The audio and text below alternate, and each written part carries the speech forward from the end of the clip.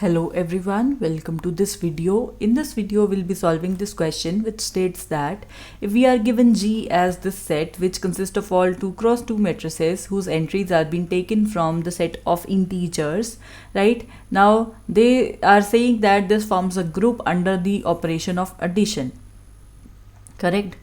So then they are asking and telling you that if H is another subset of G such that it contains all those 2 cross 2 matrices such that the sum of all the entries within it is 0.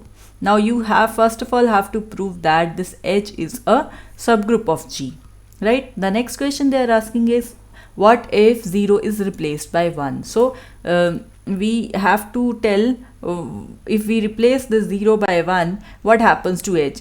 Does it still remain a subgroup of G or not? So let's check this thing. First of all, let's prove that H is a subgroup of G. For that, we need to prove that the identity element is present within H.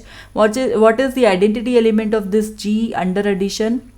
So you see, under addition, for matrices, we have the identity element as the 0 matrix of the same order. So that means we have the identity as a 0 matrix of 2 cross 2 order, correct? So now clearly this identity element belongs to H. Why? Because when you add all the elements here, A plus B plus C plus D, that is clearly 0 because sum of 0 is just 0. So identity is present within H. One part is done.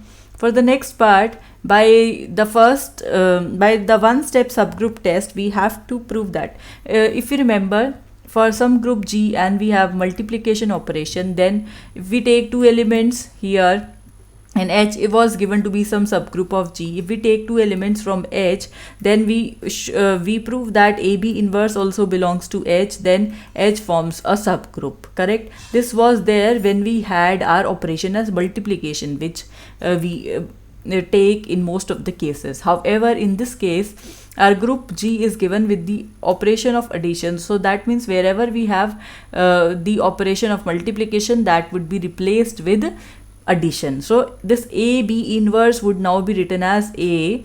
Instead of multiplication, now we are having the sign of plus B inverse. And what is B inverse in G under addition? It is just minus of B, correct? So this is our property which becomes A plus minus B in this case. If this is there, this also belongs to H, then we say our H is a subgroup in this particular case, right? So for that, we take 2 elements A and B from H, right? We take A as a 2 cross 2 matrix having entries A, B, C, D, and B as E, F, G, H. So now because both A and B are present in H, correct? Therefore, by the condition, you have small a plus b plus c plus d as equal to 0, small e plus f plus g plus h as equal to 0, correct? Now we have to check what is a minus b. Does it also belongs to H or not? So let's consider this thing A plus B inverse, which is A minus B, correct? Now let's substitute the matrix A, the matrix B here, and then subtract. Now this matrix is clearly present in H. Why? Because when you add all these elements, you get 0, correct? Because you already know A plus B plus C plus D is 0 and E plus F plus G plus H is also 0, hence their sum is also 0. Therefore, by one-step subgroup test, this H becomes a subgroup of G. This is one part which is quite clear. Now, what if we replace the 0 by 1? Correct? So instead of the 0, if we write 1, does we have a subgroup then also? So if 0 is replaced with the element 1, then our subgroup, the subset would look something like this. It consists of all those entries from G such that A plus B plus C plus D would be now equal to 1. Now I say this is not a subgroup of G.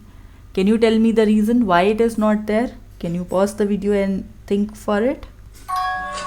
So let me tell you what is the answer here. It is because it does not contain the identity, because the sum of the identity elements present within identity, that is equal to 0 and not equal to 1, hence it violate this condition. Therefore this is not there. So I hope you understood this question well. Well, that is it for this video. Thank you for watching.